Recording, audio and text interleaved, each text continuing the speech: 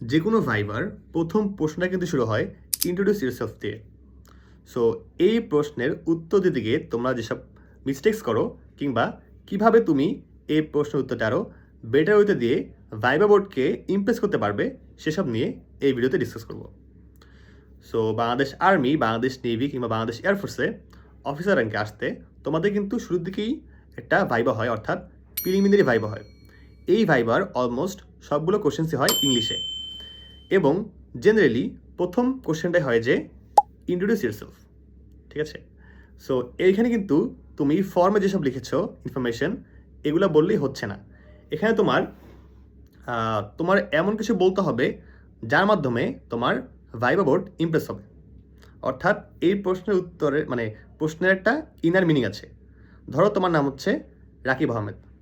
So এই প্রশ্নে বলার সময় তোমার ভাবতে হবে, কোশ্চেনটা হচ্ছে এটা যে mister Rakib Ahmed, you are given with an opportunity to impress the viva board, ঠিক আছে? সো তোমাকে সেভাবে মানে উত্তরটা করতে হবে। এখন তুমি দেখো যে এইচএসসি পাস করে সেম এডুকেশন কোয়ালিফিকেশনস নিয়ে কিন্তু অনেকেই সৈনিক র্যাঙ্কে অ্যাপ্লাই করেছে, আর তুমি সেখানে অ্যাপ্লাই করেছো অফিসার র্যাঙ্কে, অর্থাৎ 8 থেকে 10টা র্যাঙ্ক উপরে। সো এতগুলো র্যাঙ্ক উপরে তোমাকে কেন নেবে, তাই না? এখন তোমরা এই লেভেলে এসে এমন ধরনের ইন্ট্রো দাও, শুনে মনে হয় তুমি এখন ক্লাস 3-4-এ পড়ছো। তো তুমি যে 12 পাস করেছো এবং ভালো একটা ফলাফল করেছো, তোমার যে ওইরকম স্মার্টনেস আছে, এটা বোঝাতে তোমাকে কিন্তু একটু ডিফারেন্টলি আনসারটা করতে হবে। এখন প্রথমে তোমাদের কিছু কমন মিস্টেক নিয়ে কথাবার্তা বলি। ধরো বাংলাদেশের অধিকাংশ ছেলের নামের প্রথমে থাকে হচ্ছে এমডি বা মোহাম্মদ, ঠিক আছে? এখন নিজের নাম বলার সময় মাই নেম ইজ এমডি অমুক, নো, বলো যে মাই নেম ইজ মোহাম্মদ অমুক, ঠিক আছে? আবার ধরো অনেকেই শুরু করে যে মাইসেলফ অমুক। এখন দেখো, এটা শুনলে কিন্তু একটা ইন্ডিয়ান ভাইব চলে আসে। হ্যাঁ, মাইসেলফ অমুক, এটা কিন্তু কোনো প্রপার স্ট্রাকচার না। সো তুমি বলবা কি মাই নেম ইজ অমুক, ঠিক আছে? এরপর যেমন ধরো তোমরা হচ্ছে অনেকেই তোমাদের বয়স বলো, I am 20 years old or 18 years old.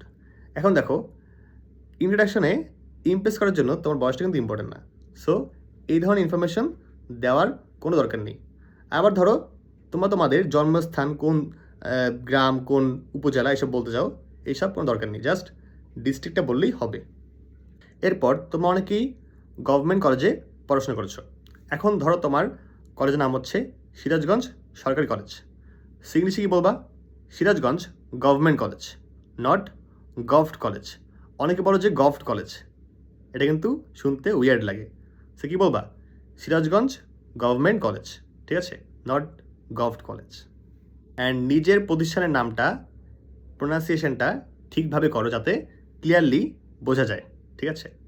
এরপরে তোমরা ইন্ট্রোতে অনেকেই শুরুতেই তোমাদের আব্বু আম্মু ভাই বোন সবার পরিচয় একদম ডিটেলসে দেওয়া শুরু করো, কিন্তু নিজের সম্পর্কে খুব একটা বলোনি। এটা কিন্তু ঠিক না। তোমার এইখানে তোমার নিজেকে ঠিকমতো বলতে হবে আগে, তারপর তোমার ফ্যামিলি, ঠিক আছে? আগেই ফ্যামিলি নিয়ে এত কথাবার্তা না বলে নিজেকে নিয়ে বলো। এখানে নিজের কোয়ালিফিকেশানস, নিজের অ্যাচিভমেন্টস এসব নিয়ে বলো। সো আমি তোমাদের একটা ফরম্যাট টাইপ কিছু দিই, তুমি চাইলে এটা রিঅ্যারেঞ্জ করতে পারবা। তো ফার্স্টে বলতে পারো মাই নেম ইজ অমুক ফ্রম অমুক ডিস্ট্রিক্ট, ঠিক আছে? এরপর তুমি তোমার কোথায় পড়াশোনা করছো বর্তমানে। যদি তুমি বর্তমানে কোনো ভার্সিটিতে পড়াশোনা করে থাকো, ওটার নাম বলতে পারো, ডিপার্টমেন্টের নাম বলতে পারো, অথবা তুমি রিসেন্টলি কোথাও চান্স পেয়েছো ইউনিভার্সিটিতে, ওটা নিয়েও বলতে পারো। তারপর তুমি বলতে পারো কি তুমি কোথা থেকে এইচএসসি এবং এসএসসি পাস করেছো এবং তুমি মানে জিপি কত পেয়েছো, এটা বলতে হবে।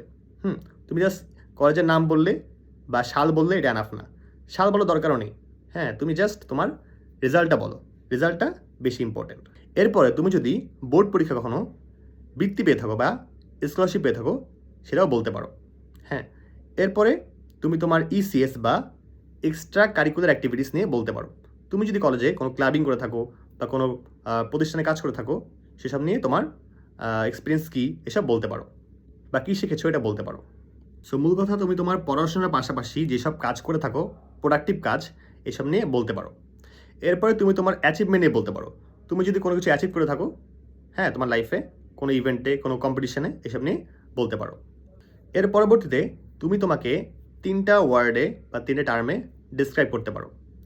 কারণ দেখো তোমার এই ইন্ট্রোডিউস ইয়োরসেলফ এটার মানে কিন্তু তোমাকে ইমপ্রেস করতে হবে ভাইভা বোর্ডকে, তাই না? অর্থাৎ কেন তোমাকে নিব, why should you select you, এই কোশ্চেনের আনসারটা তোমার এখানে দেওয়া উচিত। সো তুমি তোমার 3টা গুণ নিয়ে বলো যে আমি এইটা কারণ এইটা। ফর এক্সাম্পল, আমি enthusiastic, sir I believe I am enthusiastic because একটা কারণ বলো। হ্যাঁ, বলতে পারো স্যার আই বিলিভ আমি অ্যামিকেবল। অ্যামিকেবল মানে কি? ফ্রেন্ডলি। তুমি কেন ফ্রেন্ডলি? বলতে পারো sir I can easily mix up with people, blah blah things বলতে পারো। বা ধরো যে তুমি কুইক লার্নার, বলতে পারো sir I believe am quick learner, হ্যাঁ বিকজ একটা এক্সাম্পল দিবা। সো তুমি এভাবে 2-3টা করে তোমার গুণ বলতে পারো, 3টা বলাটা ভালো। সো আমি ইন্টারভিউর জন্য তোমাদেরকে একটা মুভি রেফারেন্স দিব। মুভিটা হচ্ছে দি পার্সুট অফ হ্যাপিনেস। এটা 2007 সালে রিলিজ করা হয়েছে। সো এই মুভির একটা পার্ট ছিল যেখানে কিনা উইল স্মিথ ইন্টারভিউতে লেট করেছেন। হ্যাঁ, সো লেট করার একটা কারণ আছে, পাশাপাশি হি ওয়াজেন্ট ওয়েল প্রিপেয়ার্ড, মানে সে কিনা ঠিকমতো ড্রেস আপ করেননি, যে কারণে ভাইবা বোর্ড আগের থেকে একটু পিসড আপ ছিল। সো উনি সেইটা হ্যান্ডেল করেছেন। তো করার সময় উনি কিছু কথাবার্তা বলেছেন যাতে ওনাকে নেওয়া হয়। যেমন ধরো উনি বলেছিলেন যে sir can I say something, তারপর পারমিশন দেওয়া হয়েছে। তারপর তিনি বলেছেন যে if you ask me a question and I don't know the answer, I am gonna say I don't know, but I bet you what, I know how to find the answer and I will find the answer. বুঝতে পেরেছো? মানে তাকে যদি কোনো question করা হয়, সে যদি সেই কোশ্চেনের উত্তরটা নাও জানে, সে জানে যে সে বলবে সে জানি না, বাট যদি তাকে সময় দেওয়া হয় তাহলে সে জানে কিভাবে উত্তরটা বের করতে হবে এবং সে উত্তরটা বের করেই ছাড়বে। I will find the answer, ঠিক আছে? উইল এটা জোর দিয়েছেন। সো তুমি চাইলে তোমার সম্পর্কে একটা স্পেশাল লাইন এভাবে বলতে পারো, ঠিক আছে? এরপর তুমি তোমার হবিজ নিয়ে বলবে, তোমার প্যাশন নিয়ে বলবে, হ্যাঁ, বা তোমার লাইফ গোল নিয়ে বলতে পারো। আফটার দ্যাট তুমি তোমার ফ্যামিলি নিয়ে বলতে পারো, ঠিক আছে? বলতে পারো কি, sir if I talk about my family, my father অমুক ইজ আ অমুক। হ্যাঁ, আর অবশ্যই মনে রাখবা তোমার আব্বু আম্মুর পরিচয় দেওয়ার সময় জাস্ট কোথায় কাজ করে এটা বললে হবে না, উনি কি র্যাঙ্কে কাজ করে, তার র্যাঙ্কটা কি বা তার অ্যাপয়েন্টমেন্টটা কি সেটা ক্লিয়ারলি বলতে হবে। My father is a businessman, no, business কিন্তু অনেক ধরনের আছে, স্মল আছে, মিডিয়াম আছে, বিগ বিজনেসেস, অনেক বিজনেস আছে। তো তোমার আব্বুর বিজনেসটা কি এক্স্যাক্টলি এটা ক্লিয়ারলি বলো, যাতে উনি প্রথমেই বুঝে যায় বা সেকেন্ড একটা কোশ্চেন না করতে হয়, ঠিক আছে? তো তোমরা অনেকে কিন্তু এই ভুলটা করো যে আব্বু আম্মুর পরিচয় দেওয়ার সময় একদম সংক্ষেপে বলো বা হেইজিভাবে বলো। এভাবে না বলে ক্লিয়ারলি বলবা যাতে উনি ঠিকমতো বুঝতে পারে, ঠিক আছে? এবং যদি তুমি লজ্জা পাও তোমার আব্বুর পরিচয় দিতে, এটা কিন্তু ওনারা অনেক নেগেটিভলি দেখে। সো কখনোই যেটাই হোক তোমার আব্বুর প্রফেশন বা আম্মুর প্রফেশন, সেটা তুমি ক্লিয়ারলি বলো যাতে উনি সহজেই বুঝতে পারেন, ঠিক আছে? এরপর তুমি তোমার ছোটো বোন বা বড় ভাই বোন তাদের পরিচয় সংক্ষেপে বলতে পারো। সো মেন কথা হচ্ছে তোমার ফ্যামিলি বা এইসব কিন্তু পরে, আগে তুমি নিজে। সো নিজের পরিচয়, নিজের অ্যাচিভমেন্ট, নিজের এক্সট্রা কারিকুলার অ্যাক্টিভিটিস, নিজের গুণ বা নিজের স্ট্রেংথস, এগুলো তুমি আগে বলো, অ্যান্ড দেন তুমি তোমার ফ্যামিলি নিয়ে বলো এবং ক্লিয়ারলি বলো, ঠিক আছে?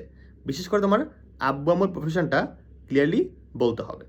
সো তোমরা কি মিস্টেক করো? প্রথমে বললাম কি যে এমডি বলা, গভট বলা, হ্যাঁ, বয়স বা আননেসেসারি ইনফরমেশন এগুলো বলা, তারপর ধরো যে তোমার আব্বু আম্মুর পরিচয়টা ক্লিয়ারলি না দেওয়া, এইসব মিস্টেক তোমরা জেনারেলি করে থাকো, ঠিক আছে? অ্যান্ড আমি তোমাকে একটা ফর্ম্যাট দিয়েছি যে মেইন কথা হচ্ছে তুমি তোমার অ্যাচিভমেন্ট, এক্সট্রা কারিকুলার অ্যাক্টিভিটিস এমনভাবে দেখাও যে তুমি অনেক কিছুতে ইনভলভড অ্যান্ড তুমি ক্যাপাবল বা কম্পিটেন্ট, ঠিক আছে? এর মাধ্যমে দেখবা ভাইবা বোর্ডটা ইমপ্রেস হয়ে যাবে, বিকজ তুমি কিন্তু অন্য সবার মতো অ্যাভারেজ ইন্ট্রো দাওনি, ঠিক আছে? সো নিজের ইন্ট্রোটা দেওয়ার সময় অবশ্যই বারবার প্র্যাকটিস করবে যাতে করে তুমি ফ্লুয়েন্টলি বলতে পারো। এখন দেখো ভাইবা বোর্ডে কিন্তু অনেক কোশ্চেন হয়ে থাকে, সো সব কোশ্চেন উত্তর তুমি দেওয়ার সময় ফ্লুয়েন্টলি দিতে পারবে না, স্বাভাবিক, বিকজ তুমি অনেক কোশ্চেন জানোই না, উত্তরটাও প্রিপেয়ার করে যাওনি। বাট এই কোশ্চেনটা কিন্তু একদম কনফার্ম, হ্যাঁ, ইনএভিটেবল, আসবেই। সেই কোশ্চেনের আনসারটা অবশ্যই আগের থেকে প্রিপেয়ার করে নিবা এবং যাতে ফ্লুয়েন্টলি বলতে পারো সেটার অভ্যাস করবা, ঠিক আছে? অ্যান্ড তোমরা যদি চাও যে ভাইবার জন্য কিংবা পরবর্তীতে আইএসএসবির জন্য extempore speech, English group discussion এইসবে কিন্তু ইংলিশে বলতে হবে। So if you want to be prepared for those things you can contact us. এখানে যারা মিলিটারিতে ছিল আগে তারাই তোমাদেরকে এমনভাবে প্রিপেয়ার করাবে যাতে তুমি এই সবগুলো ঠিকমতো হ্যান্ডেল করতে পারো। পাশাপাশি আমাদের কিন্তু বাংলাদেশ আর্মি, বাংলাদেশ নেভি এবং বাংলাদেশ এয়ারফোর্সের জন্য কিন্তু প্রিলিমিনারি রিটেনের কোর্স আছে এবং আইএসএসবি কোর্সও আছে। সো সবগুলোর ডিটেলস তোমরা কমেন্ট বক্সে পেয়ে যাবে। So check out the comment box. আসসালামু আলাইকুম।